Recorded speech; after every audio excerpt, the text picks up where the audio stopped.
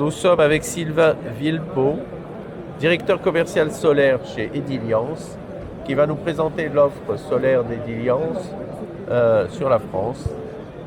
Et l'export. Quel export? Et l'export. Et l'export. Et l'export. Les produits sont aussi exportés D'accord. dans quelques pays d'Europe.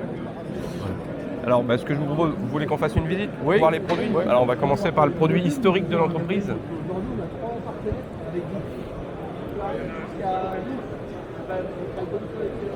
Donc, c'est ce produit-là qui s'appelle la tuile solaire Max. En fait, le groupe Ediliance a commencé à faire du solaire en 2002, où le groupe a décidé de développer un produit qui permettait de s'intégrer dans les toitures, produire de l'électricité, assurer l'étanchéité de la toiture. C'était assez précurseur parce qu'en 2002, le marché français n'existait pas. Il y avait des textes de loi qui commençaient à être mis en place, mais le marché était vraiment inexistant.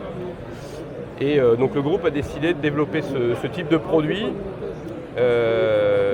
Donc ce produit, ça fait plus de 20 ans qu'on le commercialise. De ce fait, on peut se targuer d'être un des plus vieux fabricants de modules solaires au monde, puisque moi, ça fait plus de 20 ans que je fais du solaire. Et toutes les marques que j'ai connues au démarrage de ma carrière sont des marques qui ont disparu.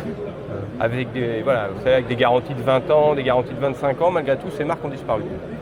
Donc la marque Ediliance, elle continue d'exister. Donc on n'a pas fait des mégawatts et des mégawatts, mais c'est un produit qui est bien pensé pour les maisons individuelles, qui s'intègre aussi bien sur les ardoises que sur les tuiles, sur tout type de toiture. Donc c'est des produits qu'on fabrique, dont on assure la garantie, dont on assure aussi le SAV, et qui sont des modules qui sont composés de cellules photovoltaïques qui sont les mêmes que dans les modules photovoltaïques. On va fabriquer nous ce qu'on appelle les laminés, cette partie-là, en achetant des cellules. Donc on va ce qu'on appelle les encapsuler et après mettre tout un habillage autour qui va permettre de l'intégrer dans la toiture et assurer l'étanchéité. Parfait. Donc on est sur vraiment du produit pour du résidentiel. Ce produit, il existe en noir, il existe en rouge aussi pour s'adapter aux couleurs des toitures. Donc en fait, dans le même état d'esprit, donc le solaire, nous, on l'aime, on va dire esthétique. Et donc on a plutôt travaillé des produits qui sont ce qu'on appelle en intégration au bâti, à savoir qu'ils vont remplacer la couverture. Donc on a racheté en 2022 une société qui était, on va dire, mal en point. On a repris les produits, on les a redéveloppés et on a mis au point ce qu'on appelle ce produit qui s'appelle l'Easy Roof Intégration, qui est un produit qui vient remplacer la couverture, donc avec un cadre en polypropylène, des habillages qui sont métalliques et sur lequel on vient poser le module photovoltaïque. Et donc l'ensemble, module photovoltaïque, cadre et habillage, va assurer l'étanchéité de la toiture. Le panneau, lui, remplace la couverture qui est en dessous et donc est mieux intégré, on va dire, dans le plan de la toiture que des modules qu'on mettrait ce qu'on appelle en surimposition. Donc ce produit s'appelle l'Easy Roof Intégration. Il détient toutes les certifications nécessaires, notamment les avis techniques. Donc on est un des seuls produits qui, dans le photovoltaïque, détient un avis technique en pose sur les toitures, ce qui est aussi très important sur les marchés publics, parce que les bureaux de contrôle, eux, obligent à utiliser des produits sous avis technique. Donc le marché de l'intégration au bâti, il a été très important en France dans les années 2015-2016. Il a pris un peu de recul maintenant, mais c'est quand même un produit qu'on pousse et qui est très adapté en fait au savoir-faire des couvreurs pour poser les modules en toiture. Il y a quelques années, il y avait la tuile solaire. Oui. Alors ce que je vous ai montré tout à l'heure, la Solaire Max, c'est ce qu'on appelle aussi une tuile solaire. On a aussi ce qu'on appelle les terres cuites solaires, à savoir qu'on vient... Elle était plus genre terre cuite. Voilà, tout à fait. Donc en fait, c'est des... Je ne sais pas si on en a une là, mais en fait, c'est une tuile en terre cuite. Alors pas traditionnelle, il faut faire des formes particulières qui vont permettre d'évacuer l'eau et d'évacuer la chaleur. Et en fait, on vient coller des laminés sur ces tuiles. Le sujet, c'est que ça fait des modules qui sont de très petite puissance, avec des très faibles volumes. Donc c'est un produit très esthétique qui a des performances très bonnes, mais qui par rapport à l'arrivée en masse des modules, notamment chinois, faut qu'on a des prix qui sont quand même relativement plus élevés.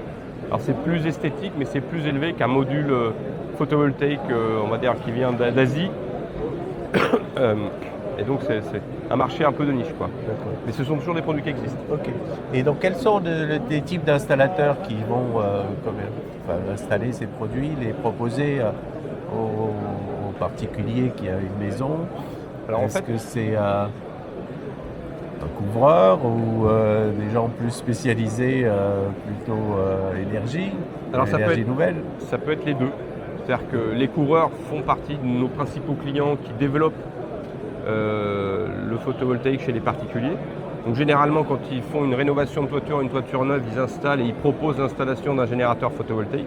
Nous assurons l'ensemble des études et de la fourniture globale du matériel, ce qui se passe en toiture, mais aussi en onduleur, en batterie de stockage, en raccordement électrique. Mais ces produits-là sont aussi des produits qui sont installés par des spécialistes du solaire, qui ne font que ça. La différence, et je vous montrerai l'autre produit après, en fait tout ce qui va être intégré au bâti nécessite d'avoir des assurances décennales où les assureurs sont très pointilleux. Ils veulent que les gens qui les mettent en œuvre aient une expertise particulière, donc sont plus favorables pour l'intégration au bâti à ce que ce soit des couvreurs qui les installent. Et quand on va être sur ce qu'on appelle de la surimposition, auquel cas donc, les modules seront au-dessus des tuiles, là, c'est quelque chose qui est plus général et qui est beaucoup plus développé par ce qu'on appelle, nous, les solaristes. Mais nos produits sont installés aussi bien par des couvreurs que par des solaristes. Et comment est-ce qu'ils sont reçus, parce que les installateurs ont pas mal de propositions. Maintenant, il y a des applications de partout, oui, etc. C'est un peu difficile. Est-ce qu'ils sont également force de proposition vis-à-vis de la clientèle ou bien ils sont, comme dans certains secteurs, un peu en attente de la demande Alors il y a un peu des deux. Il y a des gens qui sont très proactifs sur le marché.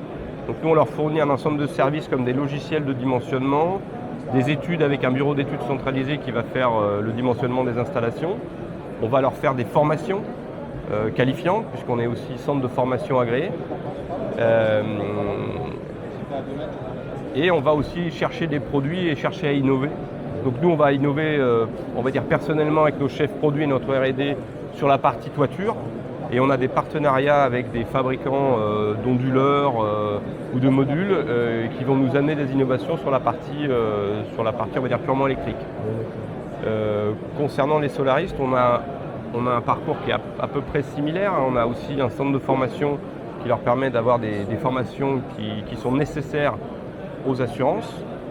Quand les produits sont certifiés sous enquête de technique nouvelle, ETN ou sous avis technique.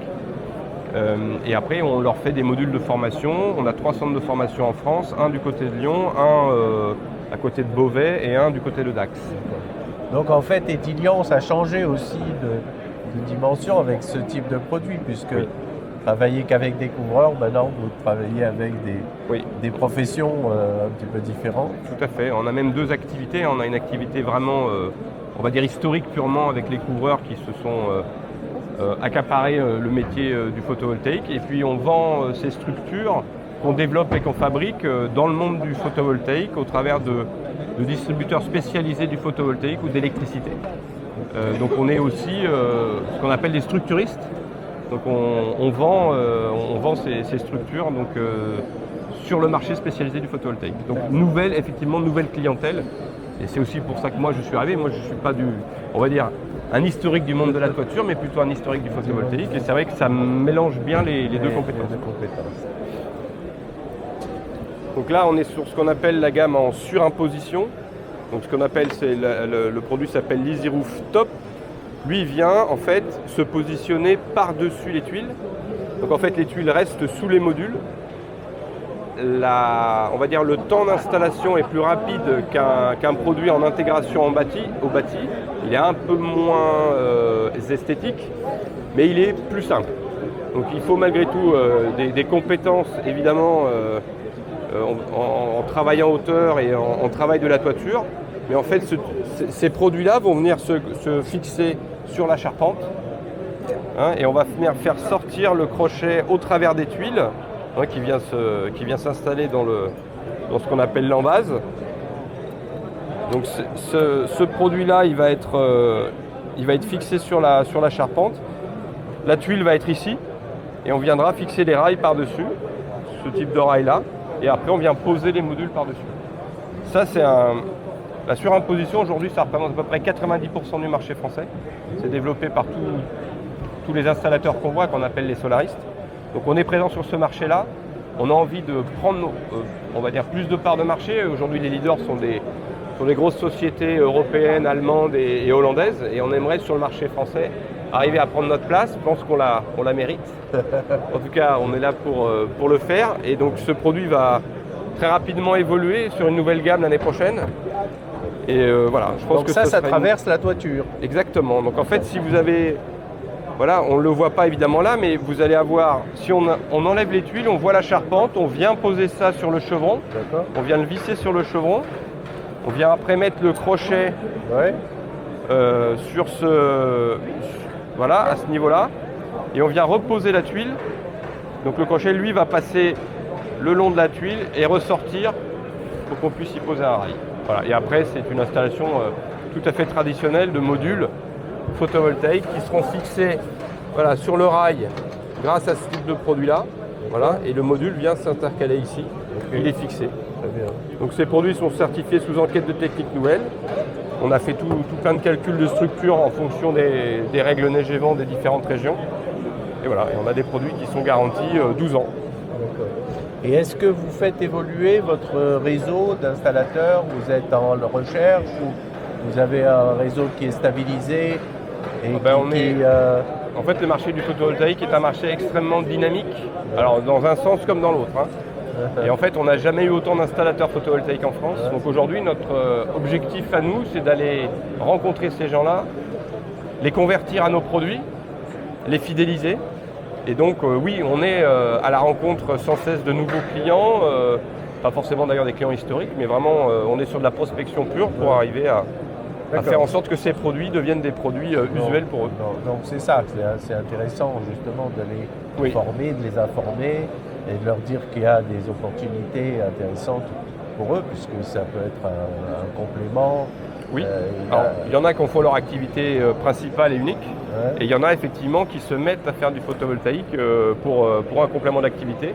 C'est vrai que pour les coureurs, c'est idéal, puisque quand on est chez les clients déjà sur des projets de toiture ou de rénovation, eh ben, c'est une possibilité de proposer quelque chose qui va s'installer. Quand on rénove une toiture, elle repart pour une décennale.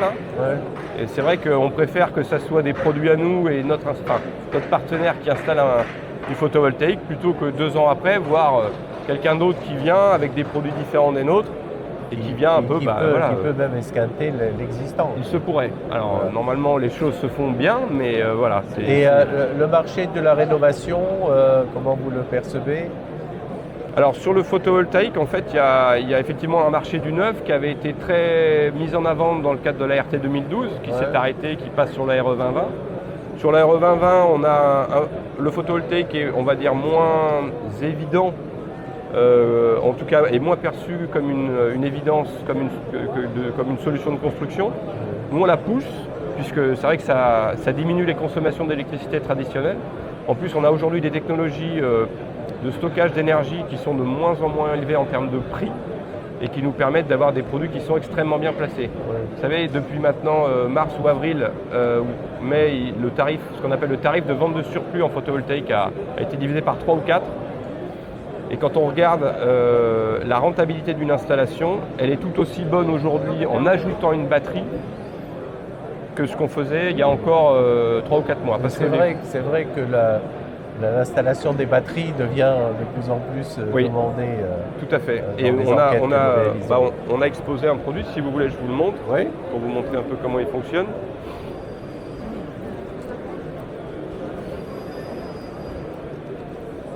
Vous voyez, là on a une terre cuite solaire, par exemple, la fameuse tuile. La fameuse tuile dont on a parlé tout à l'heure. Donc on voit que la terre cuite solaire, en fait, c'est une tuile très spécifique. On a été mettre des formes très spécifiques pour permettre l'écoulement de l'eau et l'aération du module, parce qu'un module photovoltaïque, plus il chauffe, moins il produit. Donc il faut qu'il soit ventilé. Donc aujourd'hui, avec nos produits comme avec des modules photovoltaïques, on les raccorde à ce qu'on appelle un onduleur hybride, courant alternatif qui va aller dans la maison. Mais quand il n'y a pas de consommation dans la maison, avant on faisait ce qu'on appelle du surplus, on l'envoyait sur le réseau. Aujourd'hui, c'est comme si on l'envoyait à titre quasiment gratuit. Et cet onduleur, il est capable aussi de se dire, il n'y a pas de consommation dans la maison, je vais aller stocker l'énergie dans la batterie. Donc au lieu de le transformer en courant continu, je vais le laisser passer et aller stocker dans la batterie. Et quand il y aura de la consommation, de la batterie, ça repartira vers l'onduleur, ça le transformera en courant alternatif et ça l'enverra dans la maison. Et c'est capable d'alimenter une voiture électrique, par exemple? Alors, tout dépend du dimensionnement. Alors, ce qui est sûr, c'est qu'avec notre partenaire Seule Planète, on a 3 modes de fonctionnement possibles, dont un qui pourrait dire, au lieu de consommer dans la batterie la journée, je vais attendre que ma voiture arrive le soir électrique, je vais la détecter. Alors, on ne l'a pas mis, mais on a une gamme aussi de bornes électriques avec ça. Et en fait, la batterie et l'onduleur, ils sont capables de détecter que la voiture arrive et de prioriser la voiture sur les usages traditionnels. Et il y a une nouveauté là qui vient d'arriver aussi, c'est qu'en fait, avant, un onduleur, quand il n'y avait plus de réseau, une coupure de réseau, il s'arrêtait. Aujourd'hui, quand il n'y a plus de réseau électrique, l'onduleur, celui-ci, il va, ce qu'on appelle îloter la maison, il va décrocher la maison du réseau. Avant, on ne pouvait plus produire. Si vous êtes en plein mois d'août, je ne sais pas, il y a une branche qui tombe dans la rue, vous n'avez plus de réseau électrique, votre installation photovoltaïque, elle va quand même fonctionner. Donc, elle va utiliser l'énergie du soleil pour remplir la batterie, et la batterie va créer un réseau interne dans la maison, ce qui va faire que même s'il y a une coupure de réseau à l'extérieur, vous allez pouvoir utiliser l'électricité dans la batterie. Ce qui n'était pas vrai encore il y a 6 mois, ce qui est vrai aujourd'hui, c'est ce qu'on appelle le backup. Et on peut aujourd'hui îloter une maison, et même avec les tempêtes qu'on a vues, il n'y a pas beaucoup de soleil en ce moment, mais on pourrait avoir de l'électricité et l'utiliser pendant une période de coupure de réseau. D'accord, très bien. Donc nous, voilà, on s'occupe de tout l'environnement. On sert les installateurs qui soient couvreurs ou photovoltaïciens pour des gammes complètes pour le résidentiel.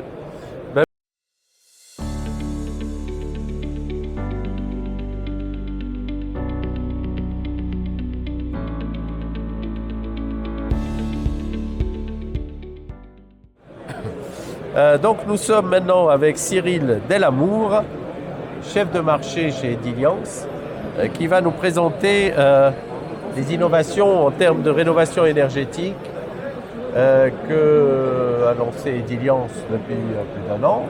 Alors, depuis 5-6 ans maintenant, effectivement. 5-6 ans maintenant. Et donc avec un mix de la toiture Voilà, et tout l'isolation. Tout à fait. On a effectivement développé une toiture performante au sein, donc une toiture durable, qui nous permet effectivement de pouvoir présenter différentes solutions. Parce que quand on rénove une toiture, une fois que c'est installé, on ne va pas redémonter pour pouvoir isoler. Donc nous, ce qu'on voulait présenter, c'était effectivement une solution qui soit la plus durable et la plus performante dans le temps. Et donc on a pu travailler sur un grand programme de recherche et développement. On a identifié 5 piliers fondamentaux en fait, à une rénovation performante de la toiture. Ces 5 piliers, c'est tout simplement, si vous pouvez venir ici avec moi, les 5 piliers, c'est que déjà on ne peut pas rénover de manière performante une toiture sans l'isoler. Le premier pilier, c'est effectivement l'isolation. Ça a un vrai impact dans les performances de la toiture. Le deuxième, c'est l'étanchéité à l'air. Quand je dis étanchéité à l'air, je parle bien de la partie par vapeur qui vient s'intégrer dans la toiture et également l'écran de sous-toiture qui lui va protéger l'isolation et optimiser les performances. Ensuite, il y a la ventilation de la toiture. Quand on est sur une toiture en tuiles, on a une ventilation qui doit être faite d'une part pour la pérennité de l'ouvrage, donc de la tuile, pour éviter qu'elle gèle, et ensuite pour évacuer les calories. Donc on va travailler sur cet élément-là. Et ensuite, la couleur de la tuile. Est-ce que la couleur de la tuile pouvait avoir un impact sur les performances thermiques de la toiture? Et donc on a identifié ces différents piliers et on a présenté ici les différentes fonctionnalités, les différentes toitures, 2 systèmes, un système en sarking et un système en triple chevronnage que l'on pourra vous présenter juste après. Voilà. Si vous voulez que je continue, là ce qu'on présente ici, j'y vais. Ce qu'on présente ici, c'est effectivement une solution en comble aménagé. Donc on est vraiment dans un dispositif en comble aménagé, c'est-à-dire qu'on ne va pas détériorer l'intérieur parce qu'il est habité. C'est vraiment le couvreur qui va intervenir par l'extérieur de la toiture et c'est le seul qui est à même de pouvoir proposer une isolation et de renforcer effectivement les performances.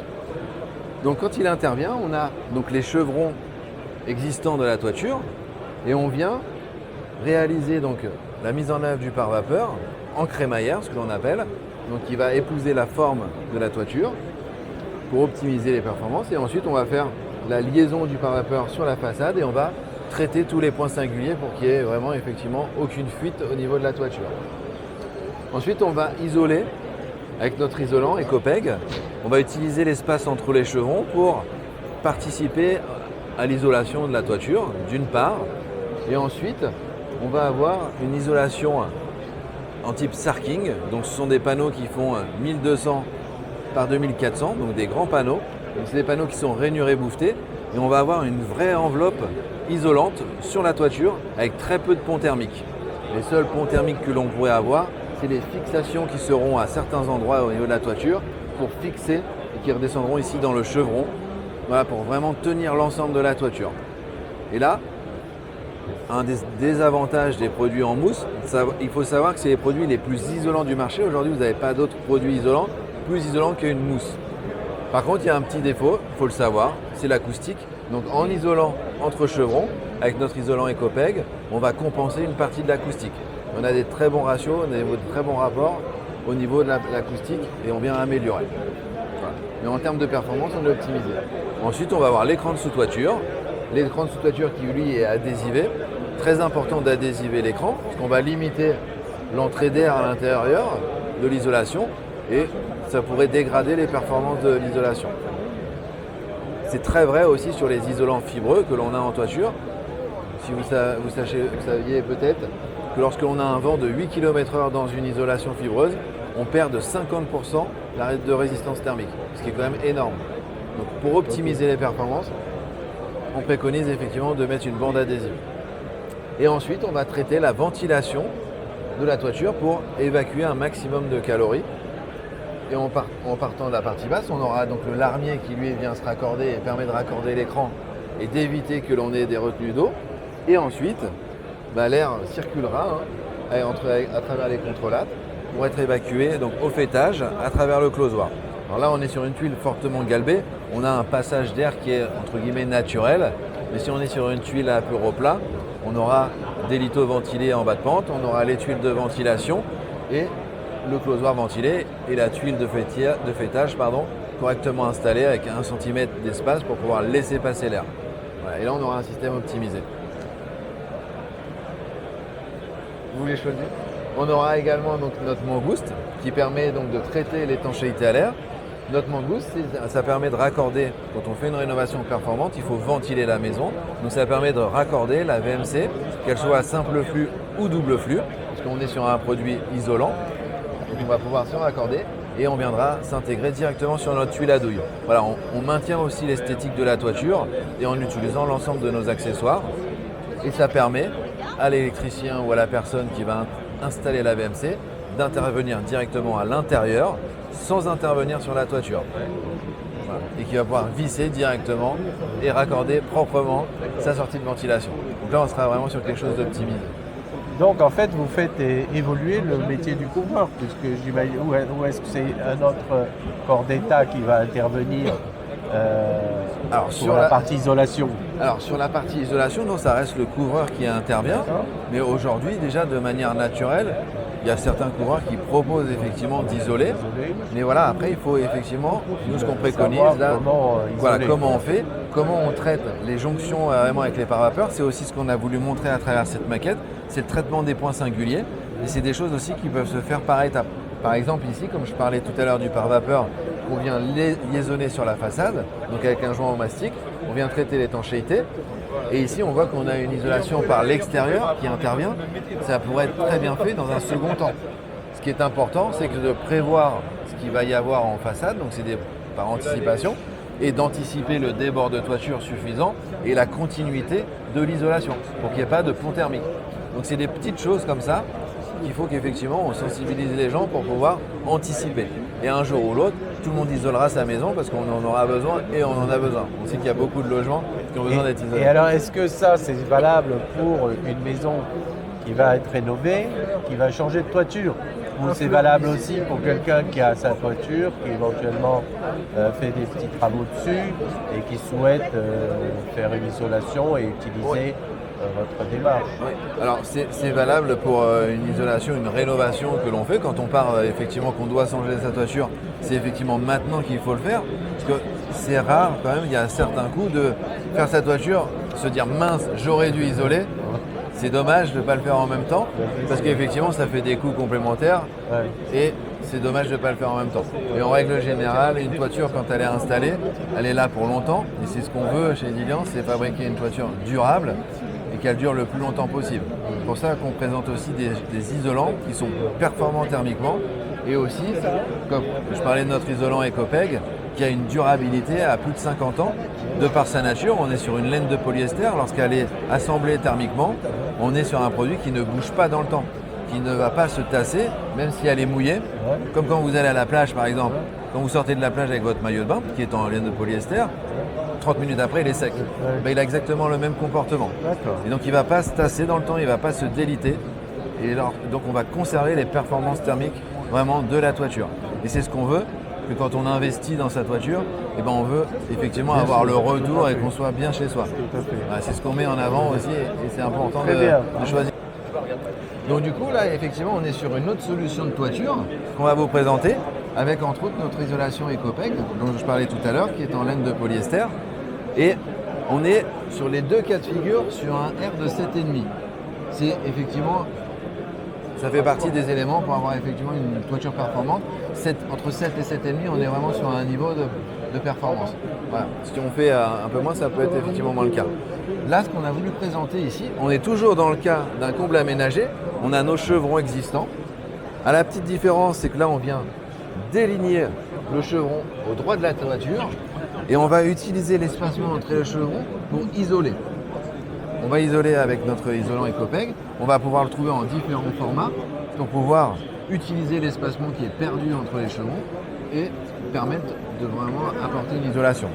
Ensuite, sur la toiture, on va pouvoir donc faire ça partout et on va pouvoir directement dérouler notre pare-vapeur. Vous vous souvenez, tout à l'heure, on était en crémaillère et en escargot, ce qui est beaucoup plus compliqué à poser.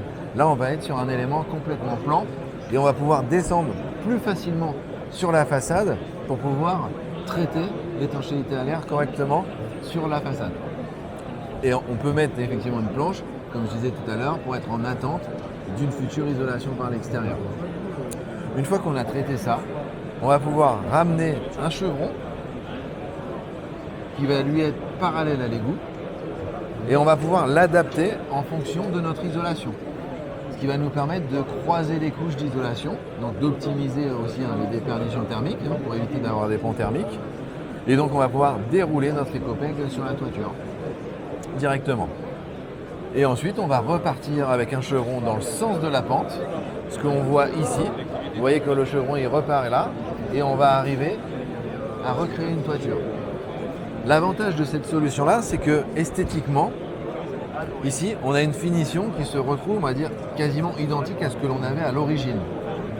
Alors bien entendu, il faudra quand même traiter les rives et les périphéries de la toiture, parce qu'on n'est pas en débord de toit, et on aura effectivement une surépaisseur qu'il faudra traiter. Mais esthétiquement, sur la partie basse, au niveau de la gouttière, on aura une finition qui sera parfaite. L'avantage de cette solution, si on veut optimiser les performances du bâti, et que l'on a des ouvrants par exemple en dessous, on va pouvoir ajuster le débord de toiture pour créer des zones d'ombrage et éviter les apports de chaleur naturelle. Donc ça c'est un élément aussi important. On va pouvoir donc aussi apporter notre isolation et on voit bien qu'on a une continuité au niveau de l'isolation entre la toiture et la façade, vraiment pour optimiser les performances. Donc ça c'est un point important. Comme vous pouvez le voir sur notre maquette ici, on est avec un isolant réflexe aluminisé qui lui nous permet effectivement d'apporter un confort thermique en plus et qui va nous permettre, comment ça fonctionne, donc avec son aspect aluminisé, eh ben, il va bloquer le phénomène de chaleur. Lorsqu'on est sur une toiture, là on a mis de l'ardoise, mais ça pourrait être très bien sur une ardoise graphite, une tuile un peu plus foncée. On a des températures qui peuvent monter de l'ordre de 70 degrés en température. Donc on va couper le rayonnement de la tuile, de la chaleur, et il va être stoppé par l'effet aluminisé. Ça va créer un phénomène de venturie à l'intérieur de la lame d'air et on va optimiser la ventilation et l'évacuation des calories dans la toiture pour éviter que le flux de chaleur traverse l'ensemble de la toiture. Et donc vous proposez, vous vendez l'ensemble. Exactement. C'est-à-dire un couvreur vous demande j'ai tel projet, Est-ce que vous l'aidez au niveau des bureaux d'études ou de l'accompagnement ou- On ou pourrait c'est, tout à fait l'aider, mais après ça reste sur des c'est- choses qu'ils savent faire. c'est des choses qu'ils savent en faire, général, tout à fait. Mais on pourrait Et donc, les aider. Mais à travers tout ce que je viens de vous expliquer, on a effectivement sorti une documentation qui s'appelle l'offre 360 de la toiture performante par Ediliance, où dedans on présente effectivement entre autres ces maquettes et l'ensemble des solutions que l'on peut apporter pour faire une toiture performante. Parfait, parfait. Voilà. Ben, merci beaucoup. Eh bien,